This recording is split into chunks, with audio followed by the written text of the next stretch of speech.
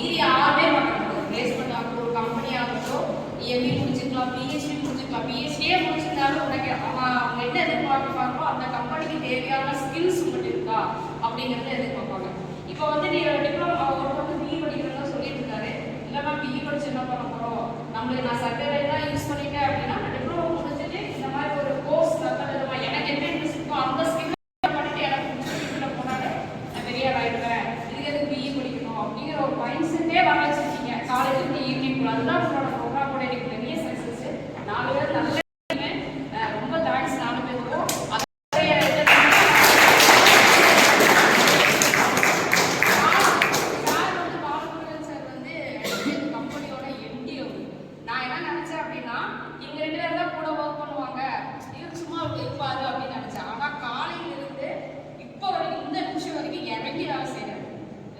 ரெஸ்டே இல்லாம அந்த டீம்ல என்ன பண்றாங்க அவங்க டீம் மெம்பர்ஸையும் ஃபாலோ பண்றாங்க.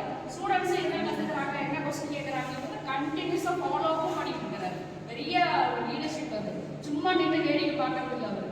அவரும் இறங்கி டீமா நின்று வேலை தான் பார்த்தாரு. சும்மா நின்று சூப்பர்வைசர்லாம் பண்ணல அவரு. நான் அப்படிதான் நினைச்சேன். சரி 2 பேர் ட்ரெயினரா 2 பேர் கூட்டிட்டு வராங்கன்னா அவங்க தான் எல்லாமே எடுப்பாங்க சும்மா இருப்பாரு அப்படின்னு தான் நான் பார்த்திருக்கேன். ஆனா அவர் வந்து காலையில இருந்து இப்போ வரைக்கும் வந்து